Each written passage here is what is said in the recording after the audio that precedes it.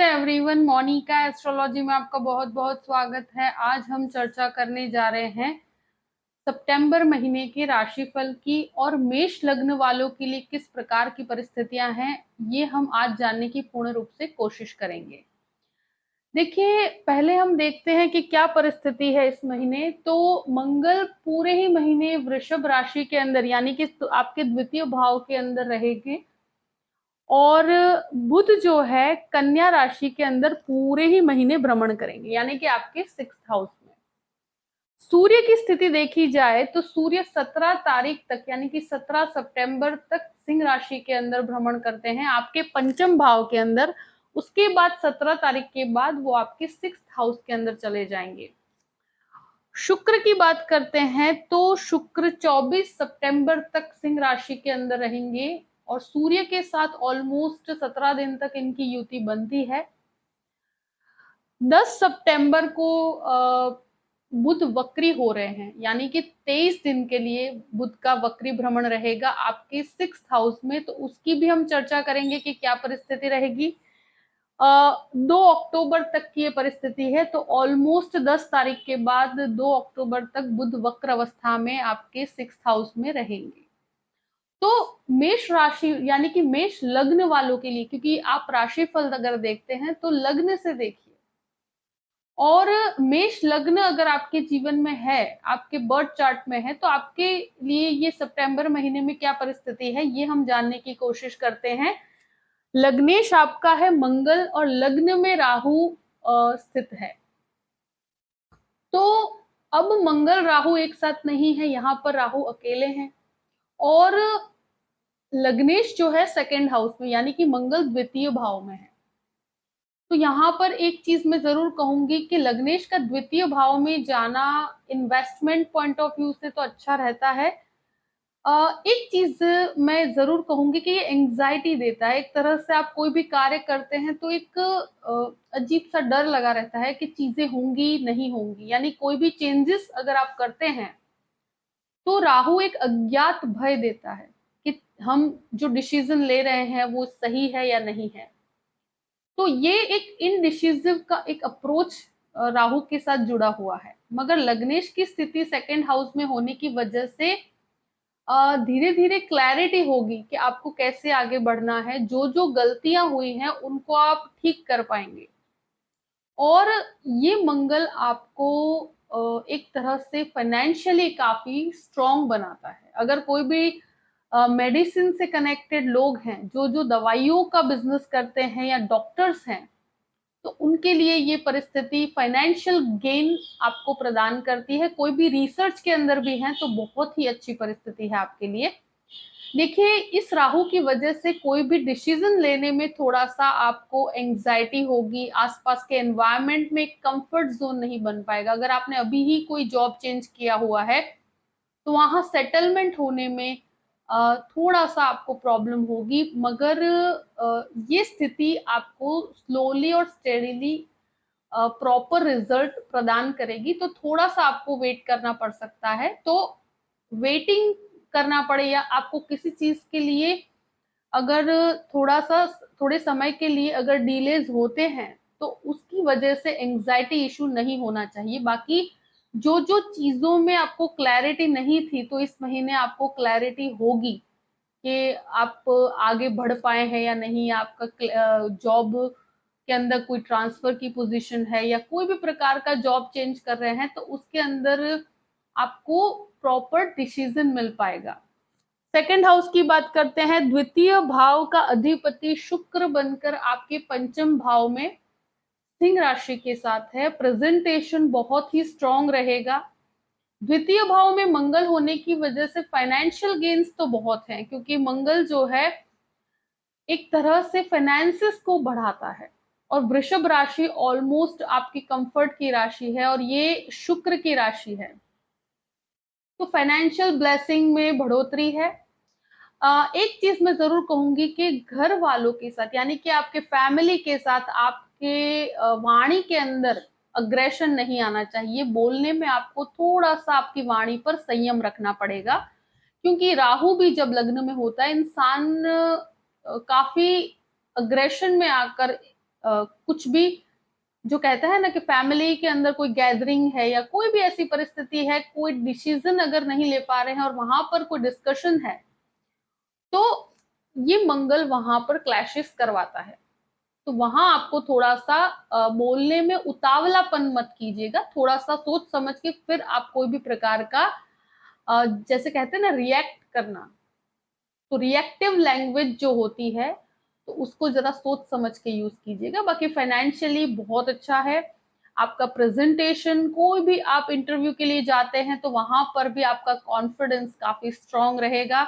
आपके एक तरह से कहा जाए कि जो प्रेजेंटेशन और जो एक आकर्षण होता है वो आपको ये डेफिनेट देता है, मगर वाणी के अंदर थोड़ा संयम बना के रखिएगा और एकदम से रिएक्टिव लैंग्वेज का यूज मत कीजिएगा।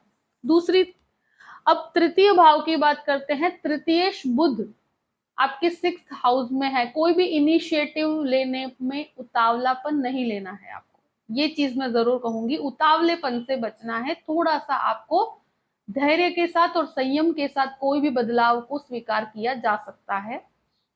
वक्री होने पर तृतीयेश जो है 6th हाउस पर वक्री होने पर आपके लिए काफी फायदेमंद है। यानी कि अगर आप जर्नलिज्म में है, कोई भी वाणी संबंधित कार्य करते हैं तो उनके लिए बहुत अच्छा है। बैंकिंग सेक्टर के अंदर कार्य करते हैं तो उनके लिए बहुत ही अच्छा है। कोई भी इनिशिएटिव लेने में आपको ये बुध वक्रावस्था में होने पर काफी हेल्प करेगा, ये आपके लिए नेगेटिव नहीं है। मगर एक चीज मैं जरूर कहूंगी, कोई भी डॉक्यूमेंटेशन होता है, यहाँ पर बुध जब वक्र अवस्था में आता है तो जब भी आप कोई भी चीज का टाइपिंग करते हैं या कोई भी ईमेल करते हैं तो वहां पर लिखने में गड़बड़ी हो सकती है। तो जैसे अगर कोई इंपॉर्टेंट डॉक्यूमेंट है या कोई इंपॉर्टेंट मेल करना है आपको, तो वहां पर थोड़ा 2 बार चीजों को चेक कर लीजिएगा, क्योंकि मैंने काफी चीजों में देखा है कि जब जब बुध वक्र अवस्था में आता है तो डॉक्यूमेंटेशन के अंदर कुछ गड़बड़ होती है,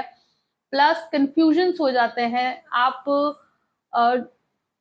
ईमेल भी करते हैं किसी को या कोई इंपॉर्टेंट कुछ चीजें जो हम लिखना चाहते हैं, जहां पर हमको प्रोफेशनल फ्रंट पर कार्य करना है, तो वहां पर गलतियां होती है लिखने में और फिर काफी प्रॉब्लम्स का सामना करना पड़ता है। तो डॉक्यूमेंटेशन को 2 बार चेक कीजिएगा, कोई भी जो महत्वपूर्ण चीजें हैं वो। बाकी इनिशिएटिव लेने में कोई भी प्रॉब्लमेटिक सिचुएशन नहीं है। एक चीज मैं जरूर कहूंगी कि जब भी कोई कार्य करें तो एक बार एडवाइस लेकर कीजिएगा, क्योंकि जो एक्सपर्ट या आपके जो सर्कल में लोग साथ में काम करते हैं उनका थोड़ा आप एडवाइस लेकर कार्य करते हैं तो आपके लिए ये चीजें बेनिफिशियल रहेगी। भाइयों के साथ जो संबंध है वहां पर थोड़ी सी आप के लिए संभलने की स्थिति है, क्योंकि जब आप जॉइंट बिजनेस में भी होते हैं तो वहां पर एक दूसरे के साथ वैचारिक मतभेद हो सकते हैं, तो ऐसी परिस्थिति आपको देखने को मिलेगी। चतुर्थ भाव की बात करते हैं। चतुर्थ भाव का स्वामी है चंद्रमा और उस पर गुरु की एक दृष्टि पूर्ण रूप से उच्च की पड़ रही है, और गुरु वक्री है मगर उसकी दृष्टि जो है वो आपके चतुर्थ स्थान पे है।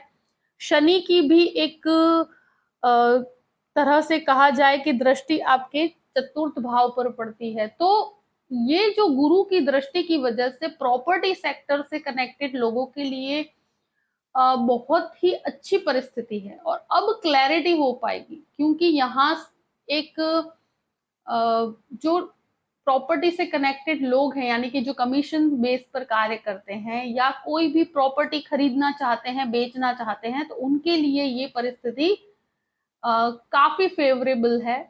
मन के अंदर जो चीजों में कंफ्यूजन था उसमें क्लैरिटी आएगी, डेफिनेट आएगी। और एक तरह से कहा जाए कि पहले जो जो कंफ्यूजन थे या जो जो चीजों का आप को जो जो आप सही करना चाहते थे उसको आप सही कर पाएंगे, और मन के अंदर जो जो दुविधा है उसके अंदर आपको क्लैरिफिकेशन मिलना शुरू होगा। और अगर कोई एंसेस्टर की प्रॉपर्टी है तो वहां पर भी आप एक तरह से कोई डिसीजन जो नहीं ले पा रहे हैं तो उसके अंदर बैठकर डिसीजन भी ले पाएंगे। बस यही है कि आपकी वाणी को अगर शांत रखेंगे तो आप सॉल्यूशन की बेस को पकड़ के आगे चल पाएंगे। पंचम भाव की बात करते हैं तो देखिए, पंचम भाव में सूर्य और शुक्र की युति, पंचम भाव काफी एक्टिवेट हो रहा है आपका 17 तारीख तक। तो स्टूडेंट्स की बात की जाए तो स्टूडेंट्स के लिए ये, अगर कोई गवर्नमेंट एग्जाम की तैयारी कर रहे हैं तो उनके लिए ये परिस्थिति बहुत अच्छी है 17 तारीख तक। सूर्य और शुक्र एक साथ है, उस पर मंगल की भी दृष्टि पड़ती है।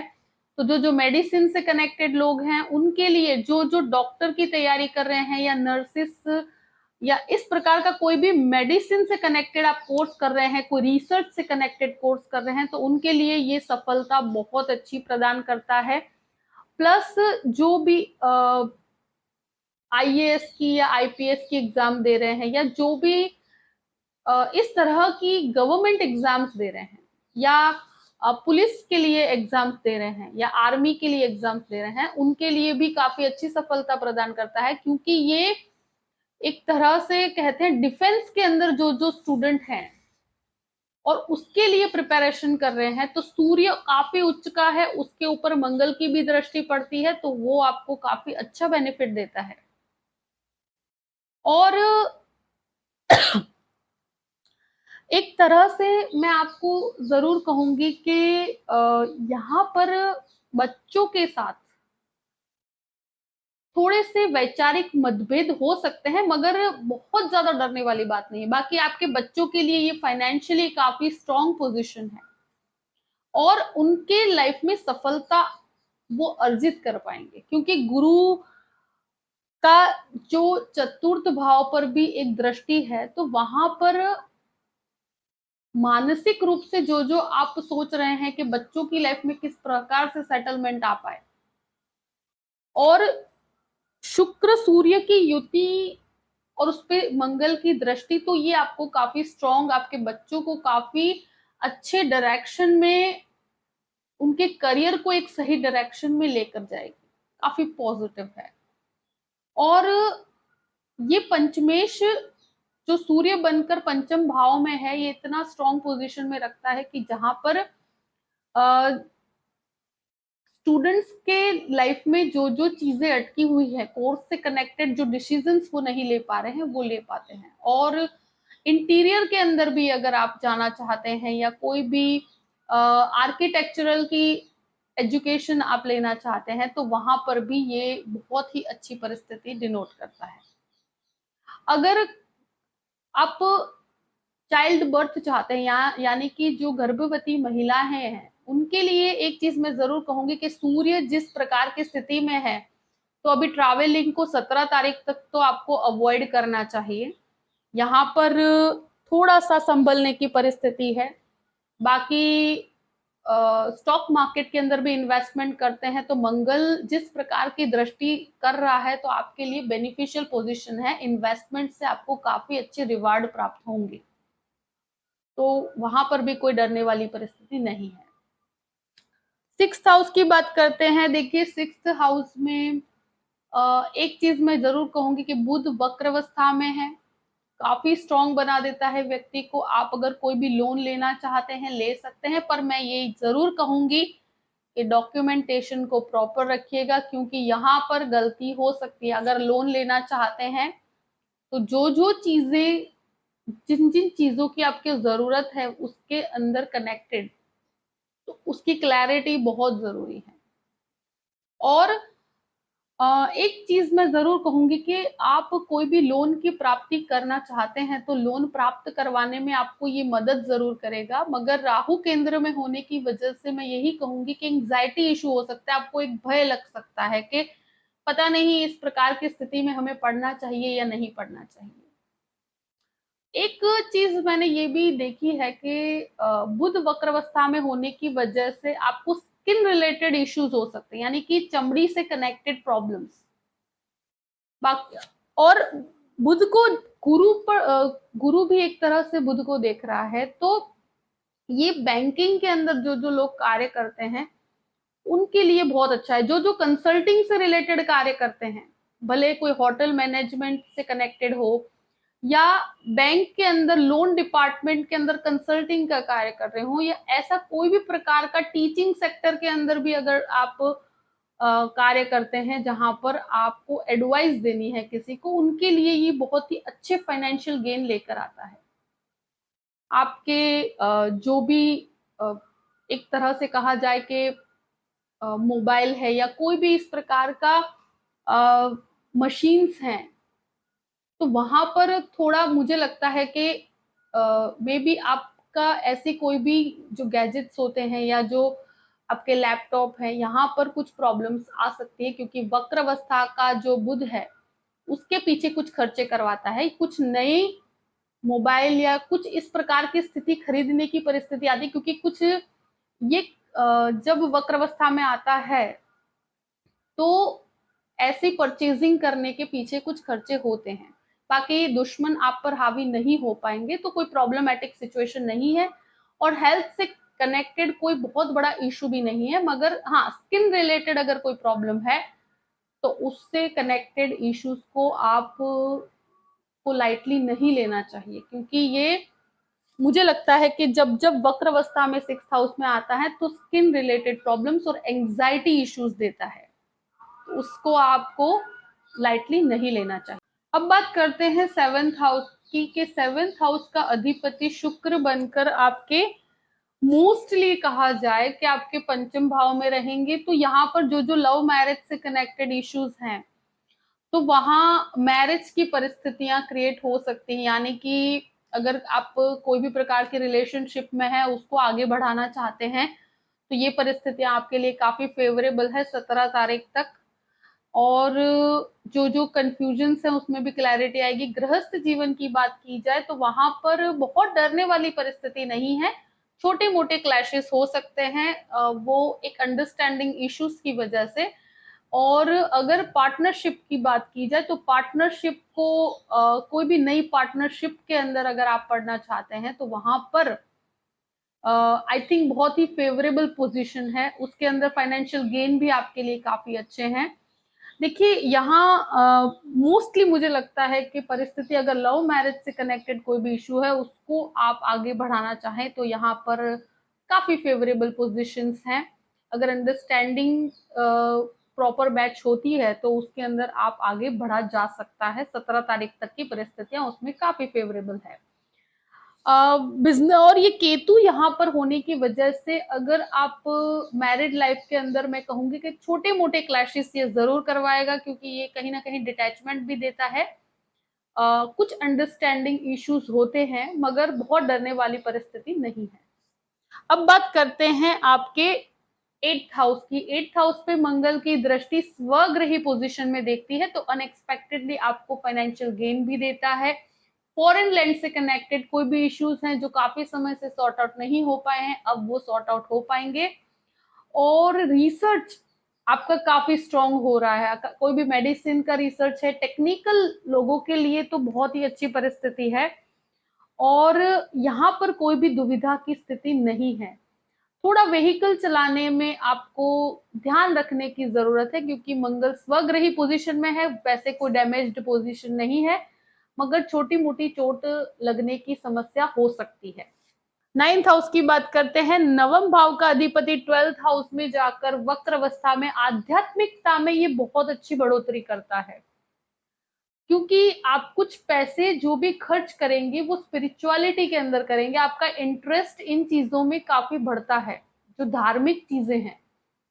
और एक तरह से कहा जाए कि अगर बाहर जाकर आप कोई भी, यानी कि विदेश जाने की कोई भी इच्छा रखते हैं, और स्पेशली टीचिंग सेक्टर वाले जो जो टीचर्स हैं या जो जो प्रोफेसर्स हैं या कोई भी लैंग्वेजेस की स्टडी करने वाले लोग अगर विदेश जाना चाहते हैं, उसके लिए मास्टर्स करना चाहते हैं, तो ये परिस्थिति बहुत ही एक्सीलेंट रिजल्ट आपको प्रदान करती है।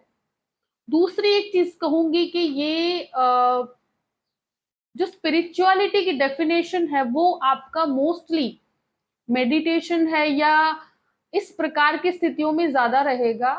और जैसे कुछ लोगों को ध्यान में इंटरेस्ट होता है, ट्रू स्पिरिचुअलिटी क्या है उसका एक डेफिनेशन आपका क्लियर होता हुआ यहाँ नजर आता है। देखिए, एक चीज मैं कहूंगी कि राहु केंद्र में है तो वो भौतिकवादी तो बनाता है, काफी प्रैक्टिकल होकर चलेंगे, मगर स्पिरिचुअलिटी का स्तर भी उतना ही डेवलप होता हुआ मुझे नजर आता है।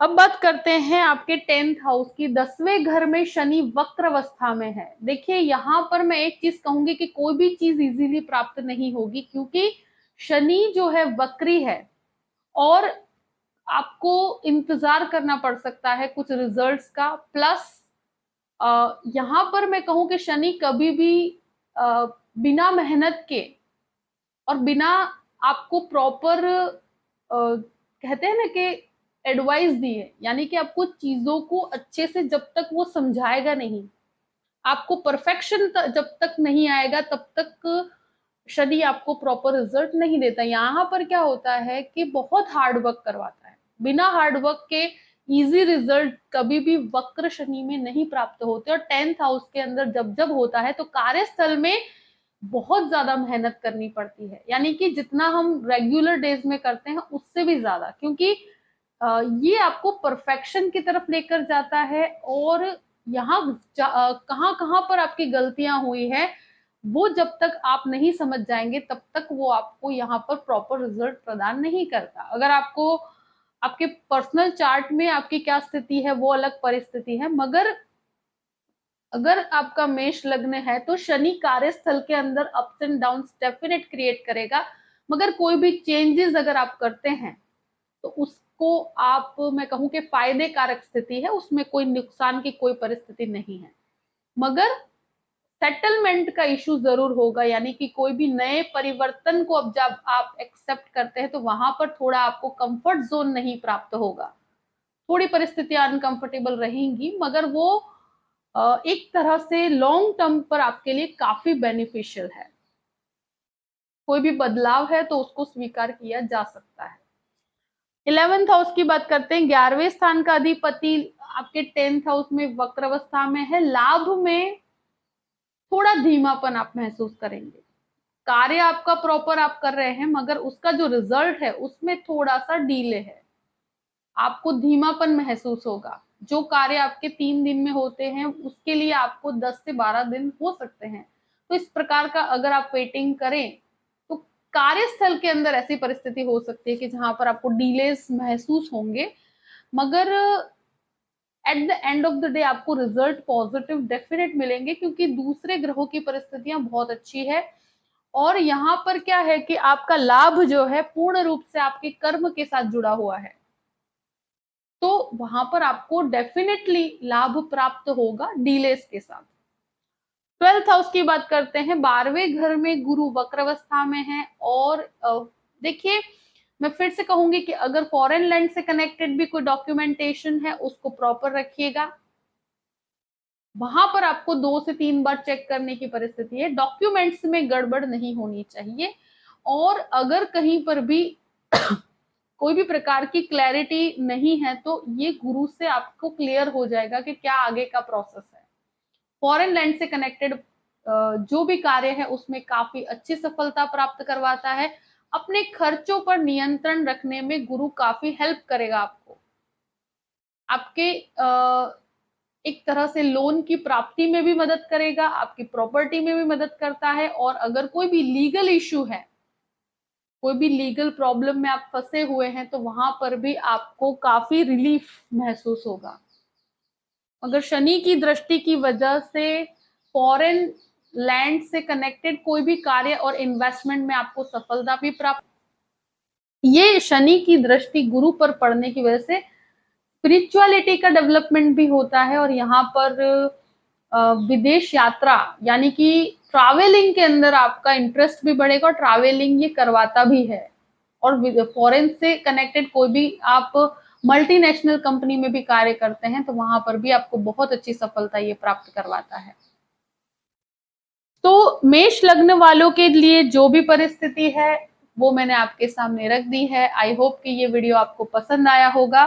पसंद आए तो लाइक भी कीजिएगा और सब्सक्राइब भी कीजिएगा। अगर आप मुझसे कंसल्टेशन लेना चाहते हैं तो डिस्क्रिप्शन बॉक्स में मैंने अपना ईमेल आईडी दिया हुआ है, astrologymonica@gmail.com आप उस पे मेल कर सकते हैं। मैं आपको पूरी ही जानकारी प्रदान करूंगी कि कैसे मुझसे कांटेक्ट किया जाए और कैसे मुझसे कंसल्टेशन लिया जाए।